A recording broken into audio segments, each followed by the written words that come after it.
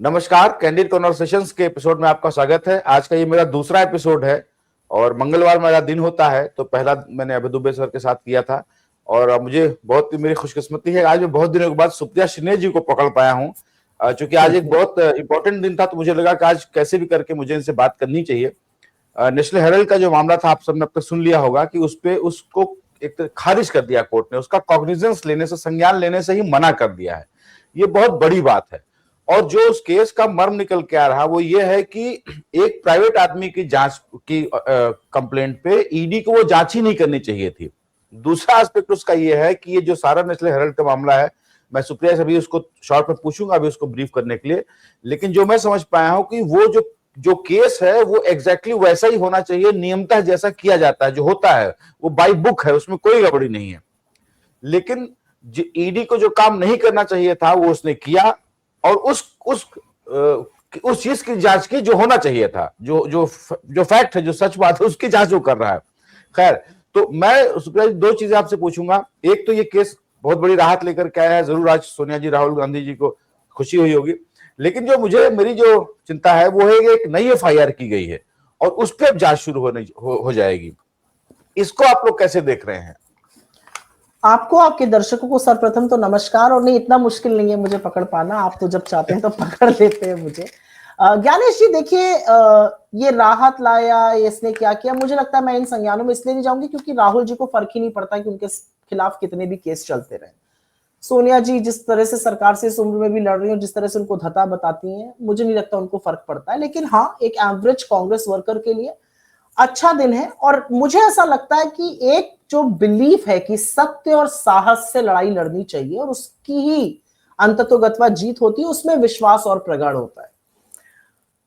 Court ने chargesheet का संज्ञान लेने से मना कर दिया। कोर्ट ने इस केस को इलीगल और मैलाफाइडी बताया। कोर्ट ने यह कहा कि ये ईडी के क्षेत्राधिकार से बाहर है। अगर प्रेडिकेट ऑफेंस, जो मूल अपराध की बात करी जा रही है, अगर उसी में कोई एफआईआर नहीं हुई है जांच एजेंसी द्वारा, तो केस कैसे बन सकता है?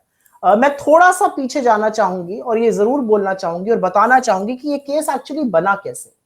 12 साल से ये दुर्भावना से ग्रसित, ये पूर्वाग्रह से ग्रसित, ये पॉलिटिकल विच हंटिंग चल रही है। सुब्रमण्यम स्वामी ने 2013 में केस किया था, 12 साल हो गए उस केस को। 2021 में ईडी ने वो केस ज्वाइन कर लिया, मनी लॉन्ड्रिंग का केस बना दिया गया। वही ईडी जिसने 2015 में ये लिखकर कहा था कि इस केस में कोई दम नहीं है, कोई मनी लॉन्ड्रिंग के चार्जेस नहीं है, केस को बंद कर दिया गया था। और कटोच जी ने बंद किया था, जो मोदी जी द्वारा अपॉइंटेड डायरेक्टर थे। खैर, उसके बावजूद भी उसको रीओपन किया गया केस को। नरेंद्र मोदी ने इस केस को कुरेदा, सिर्फ और सिर्फ द्वेष और प्रतिशोध की राजनीति में आकर। 12 साल से ये केस चल रहा है।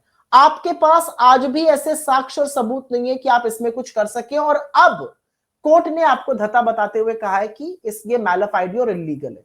मैं अगर 2 मिनट स्टेप बैक करूं तो ये मैं जरूर कहूंगी कि इसमें मनी लॉन्ड्रिंग के चार्जेस लगाए गए, जीरो उसका साक्ष्य है। इसमें प्रॉपर्टी ट्रांसफर के चार्जेस लगाए गए, कोई सबूत नहीं है। इसमें गांधी ने कितना पैसा बना लिया, वो चार्जेस लगाए गए, कोई सबूत नहीं है। लेकिन हाँ, मैं यहां पर एक छोटा सा एग्जाम्पल जरूर देना चाहती हूं। केस क्या है? केस है कि एजेएल, जिसकी स्थापना पंडित नेहरू, रफी अहमद किदवई, पुरुषोत्तम दास टंडन जी जैसे लोगों ने की, और मैं इसलिए थोड़ा सा विस्तार से बता रही हूं कि लोगों को समझ में आना चाहिए कि एक्चुअली केस क्या है। एक कंपनी की स्थापना करी आजादी के आंदोलन के दौरान। वो नेशनल हेरल्ड छापता था, नवजीवन छापता था, जो मुखपत्र बने आजादी के। इसको अंग्रेज बैन करते थे, अंग्रेज बाकी अखबारों में छपने नहीं देते थे, यह आजादी की आवाज बना। और जब एजेएल पे आर्थिक संकट गहराया, लोगों को सैलरी नहीं आ रही थी, लोगों का पेंशन नहीं आ रही थी, वीआरएस में दिक्कत हो रही थी, तब कांग्रेस पार्टी ने एजेएल को 100 ट्रांजैक्शंस के माध्यम से 90 लाख का लोन दिया। 90 लाख का लोन दिया जिससे वीआरएस आ जाए, सैलरी आ जाए, पेंशन का पैसा आ जाए लोगों का। ये 100 transactions NEFT, RTGS, bank transactions, cheque के माध्यम से किए गए। जैसा कि स्टैंडर्ड प्रैक्टिस है, किसी भी कंपनी को जिसको उबारना है, जो आर्थिक संकट में है, उसके कर्ज को शेयर में ट्रांसफर किया जाता है। डेट टू इक्विटी ट्रांसफर रोज होता है। सरकार एनसीएलटी में रोज कराती है, आईबीसी में रोज कराती है, कॉर्पोरेट इंडिया इसको रोज करता है। वही एजेएल के साथ भी हुआ। इतनी डेट थी, एक यंग इंडिया नाम की कंपनी बनाई गई, जो not for profit company under section 25 of the companies act. उसके शेयर होल्डर को एक नया पैसा सैलरी में, डिविडेंड में, फायदे का, कोई गाड़ी, कोई पियोन, कुछ नहीं मिल सकता है। उसके शेयर होल्डर सोनिया जी, राहुल जी, सैम पित्रोदा जी, सुमन दुबे जी, दिवंगत मोतीलाल वोरा जी और ऑस्कर फर्नांडिस जी बने। यंग इंडियन कभी ओनर नहीं बनी एजेएल की, एजेएल की शेयर होल्डर बनी। एजेएल की जो भी प्रॉपर्टीज थी वो एजेएल की अपनी थी, उनसे जो भी रेवेन्यू आ जाता है वो एजेएल को जाता है, यंग इंडियन को कुछ नहीं जाता है। ये मैं पहले क्लियर करना चाहती हूं। ये लगातार झूठ क्योंकि परोसे गए। गांधीज ने हजारों करोड़ की संपत्ति जब्त कर ली, इन्हीं की इनकम टैक्स ने कहा था 359 करोड़ की प्रॉपर्टी है।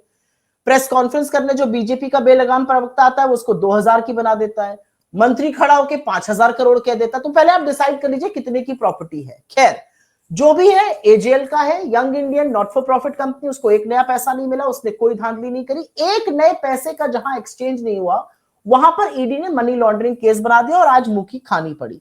तो मैं ये कहना चाहती हूं, सुब्रमण्यम स्वामी एक प्राइवेट व्यक्ति थे, वो जिस तरह की हरकतें करते उस तरह से हरकत कर रहे थे। और अगर सुब्रमण्यम की स्वामी जी की बात इतनी ही मानिए तो बीजेपी वालों के लिए कितने शब्दों के बाण आजकल चला रहे उसको भी माना जाए। खैर मैं उसमें नहीं जाना चाहती हूं। ईडी 2021 से इस केस का हिस्सा बना।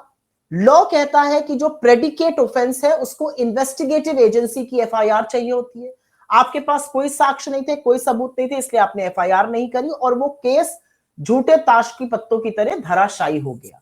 फिर इन्होंने क्या किया, 12 साल बाद इन्होंने मंदिर मार्ग के थाने पर ईओडब्ल्यू के माध्यम से एक एफआईआर कराई।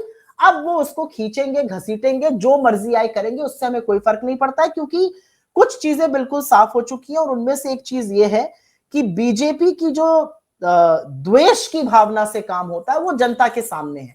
जो झूठ रचा गया इस केस में वो जनता के सामने, बीजेपी की ओर से सुई टपक सन्नाटा जनता के सामने है।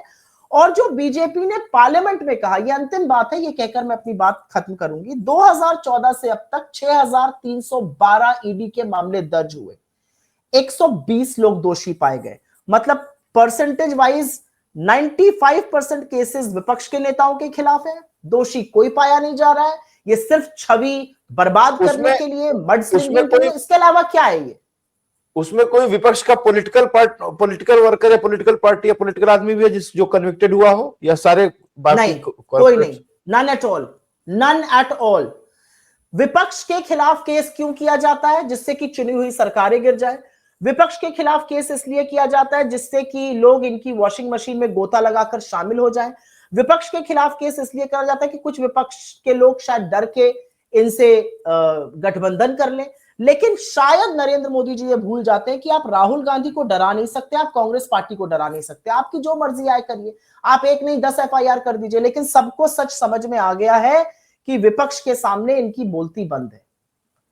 जी नहीं, मैं ये जरूर मानता हूं कि जो पिछले 10-12 सालों से ये लोग क्या नाम रखे थे, बेलगाड़ी कि बेलगाड़ी है, सब लोग बेल पे चल रहे हैं, उस एक नैरेटिव को जरूर धक्का लगा है और काफी बड़ा धक्का लगा है मोदी और मोदी सरकार को। एक आज दूसरा धक्का और लगा, जरा मैं आपसे उसको बात करना चाहता हूं। एक और ये लोग खड़ा करते हैं कि कुछ नेहरू जी की कुछ कितनी 51-52 फाइल्स जो है वो सोनिया गांधी ने कहीं से गायब कर दी है, और जो पीएम संग्रहालय बना है वहां से गायब हुई। आज की खबर यह है कि संबित पात्रा जी ने एक क्वेश्चन लगाया और उस पर जो संस्कृति मंत्री हैं गजेंद्र सिंह शेखावत, उन्होंने साफ कर दिया कि नहीं कोई ऐसी फाइलें गायब नहीं है। तो आज ये एक ही दिन में दूसरा धक्का ही भी लगा है सरकार को कि ये इस टाइप की बेतुकी बातें वो उड़ाते रहते हैं। लेकिन आज एक और बात, एक और जो बिल पेश हुआ है, मैं उस पर बात करना चाहता हूं आपसे।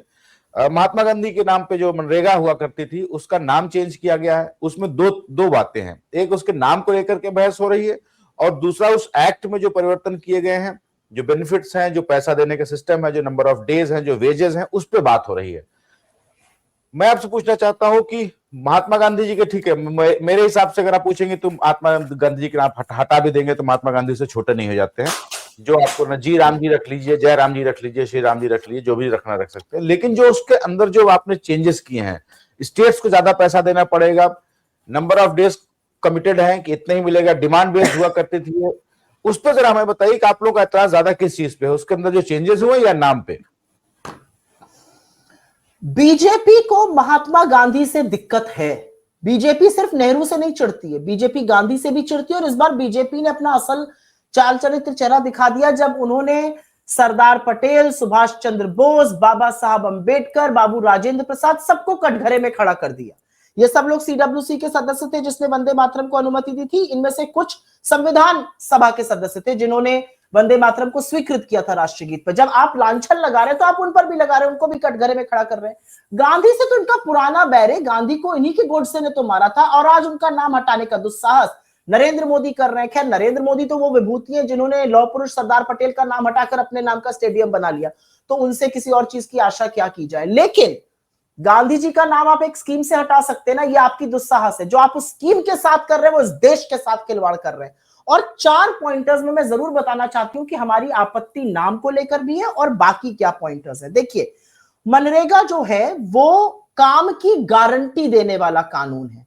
मनरेगा के तहत ग्रामीण क्षेत्र की अर्थव्यवस्था की तकदीर और तस्वीर बदल गई। मनरेगा के चलते लोगों को नौकरियां मिली, लोगों की आय बढ़ी, लोगों के हाथ में डिस्पोजेबल इनकम आई और मनरेगा संजीवनी साबित हुआ कोरोना के दौरान, जब सारी अर्थव्यवस्था ठप हो गई थी। रूरल इकोनॉमी इसीलिए खड़ी रही क्योंकि वहां पे मनरेगा था। मनरेगा के 4 मुख्य पहलू हैं। पहला पहलू मनरेगा का यह है कि 90% पैसा केंद्र सरकार देती थी। अब उसमें कहा जा रहा है 60% केंद्र देगी, 40% राज्य देंगे। लाखों करोड़ों का ऋण है राज्यों पर। कौन राज्य दे सकता है इतना पैसा? पहली बात ये, राज्य पैसा देंगे, फोटो मोदी जी खिंचाएंगे, तो राज्यों का के ऊपर ठीकरा फोड़ दिया गया। उसी में यह भी कहा जा रहा है कि कौन राज्य कितना काम देगा ये केंद्र सरकार निर्धारित करेगी। तो आपको पता ही है, नरेंद्र मोदी बीजेपी के राज्यों से काम कराएंगे, गैर शासित बीजेपी शासित राज्यों से काम नहीं कराएंगे। दूसरी बात, मनरेगा में यह साफ है कि वो डिमांड के आधार पर काम मिलता है। अगर कोई डिमांड करता है तो उसको मनरेगा का काम मिलेगा, सेंट्रल गवर्नमेंट उसका भुगतान करती थी। अगर काम नहीं मिलेगा तो कानून में प्रोविजन है कि आपको भुगतान करना पड़ता है। अब कह दिया गया है कि नहीं, जब तक प्री डिटर्मिन्ड मानक है और जब तक आवंटित फंड है तभी तक काम मिलेगा, उसके बाद पैसा खत्म, काम खत्म। झोला उठा के मोदी जी तो चल देंगे, बाकियों को भी कह रहे हैं। तीसरी बड़ी बात, इसमें कहा जा रहा है नए बिल में कि 60 दिन का अनिवार्य निलंबन होना चाहिए काम का। आप कौन होते हैं ये डिसाइड करने वाले कि मजदूर कहां काम करे कहां ना करे? आप मौसम बता के करा रहे हैं। मजदूर सार्वजनिक काम करना चाहता है, आप चीप लेबर सप्लायर क्यों बन गए कि प्राइवेट सेक्टर में जाके वो किसी प्राइवेट फार्म में काम करे? आप कौन होते हैं मजदूर की चॉइस खत्म करने वाले? आप कौन होते हैं मजदूर की इज्जत के साथ खिलवाड़ करने वाले? ये तो मजदूर का चुनाव होना चाहिए, वो कहां काम करना चाहता है। आप 60 दिन तक अनिवार्य निलंबन करने वाले कौन होते हैं? और अंतिम दिक्कत है कि मनरेगा का ज्यादातर काम, इनफैक्ट सारा काम ग्राम सभा और पंचायतों के थ्रू होता है, क्योंकि वो लोकल चीजें जानती हैं, वो लोकल समस्याएं जानते हैं, वो जानते हैं कहां से कैसे काम कराना चाहिए, क्या दिक्कत है, कौन सी सड़क टूटी है, कौन से पोखरे में दिक्कत आ रही है, कहां पर पुलिया का निर्माण होना है, कौन सा मिट्टी पाटनी, ये उनको पता होता है। और ये जो लोकतंत्र की पहली कड़ी है जिसको ग्रासरूट डेमोक्रेसी कहा जाता है, उसको भी मजबूत करता है। लेकिन नहीं जी, अब वो भी खत्म है। अब AI, dashboard, geo tagging, national rural IT infrastructure इनके जरिए होगा। आप मुझे बताइए, एसआईआर का फॉर्म तो फिल नहीं कर पा रहे हैं बीएलओ जो पढ़े लिखे हैं, और वहां के लोग जिन बेचारों को, जिनको मजदूरी करने को मजबूर है, उनको कितनी तकनीकी समझ होगी? और अगर तकनीकी समझ नहीं होगी तो वो मनरेगा का काम उनको नहीं मिलेगा। अगर काम के कानून की गारंटी, जो कानून गारंटी देता है उसको ये खत्म कर रहे हैं, तो इनसे क्या अपेक्षा की जाए? ये राज्य विरोधी है, ये मजदूर विरोधी है, ये लैंडलेस लेबर विरोधी है, ये देश के संघीय ढांचे के विरोध में खड़े हैं। और मुझे लगता है इसकी हर व्यक्ति जितनी निंदा करे और इसकी मुखालिफत करे वो जरूरी है, और वही काम आज हुआ। प्रियंका गांधी जी ने इस पर बोला, तमाम लोग इस पर बोल रहे हैं। जी, एक सवाल मुझे और करना था। अभी केरल के नगर निकाय चुनाव के नतीजे आए और उसमें यूडीएफ, जो कांग्रेस लेड यूडीएफ है, उसने बहुत स्वीप किया उस पूरे चुनाव को, नो डाउट। एलडीएफ को बहुत नुकसान हुआ, थोड़ा सा मार्जिनली गेन किया है बीजेपी ने, कुछ कहीं कहीं छोटे छोटे सभासदों में, लेकिन ठीक है, मतलब बीजेपी कुछ ऐसा वहां खास नहीं है। लेकिन केरल को लेकर के, शशि थरूर को लेकर के बहुत सारी बातें हो रही हैं। जरा मैं आपसे 2 मिनट समझना चाह रहा हूं कि शशि थरूर जी के बारे में कुछ बातें कही जाती हैं जो कि कयास हो सकते हैं, लेकिन जो मैं कल से देख पा रहा हूँ, शशि थरूर जी ने इसी वाले मनरेगा वाली स्कीम पे उन्होंने बहुत एक अच्छा ट्वीट किया और उसको घनघोर विरोध किया। आज उन्होंने सदन में खड़े होकर के उसका विरोध किया है। शशि थरूर जी का स्टेटस क्या है? वो कांग्रेस आपके उसमें गुड बुक्स में है कांग्रेस के, या आपको सच में लगता है जो बातें हवा में तैर रही है उसमें कुछ सच्चाई है? मैं उस पर कोई टिप्पणी नहीं करना चाहती हूँ। उनका जो स्टेटस है वो कांग्रेस का आला कमान डिसाइड करेगा, वो खुद डिसाइड करेंगे। मुझे ऐसा लगता है कि अगर हम बीजेपी से लड़ रहे हैं तो हमको मुस्तैदी से हर मोर्चे पर हर चीज पर उनसे लड़ना पड़ेगा। मुझे ऐसा लगता है कि जो केरला के रिजल्ट थे वो हमारे लिए बहुत अच्छे हैं। यूडीएफ ने जो बढ़त हासिल करी विधानसभा चुनाव के जस्ट पहले, ये बहुत ही इनकरेजिंग है और केरल के नतीजे अच्छे आएंगे, इसमें मुझे पूरा विश्वास है। मैं व्यक्ति विशेष पर क्यों टिप्पणी करूं। जी, तो हमसे बात करने के लिए बहुत बहुत धन्यवाद और बहुत आज शुक्रिया, के लिए इतना thank he. You. Thank you और उम्मीद करेंगे आप हमें फिर समय देंगी हमारे चैनल जब को। आप बोलिएगा तब समय दूंगी मैं। ठीक है, थैंक यू। शुक्रिया, थैंक यू।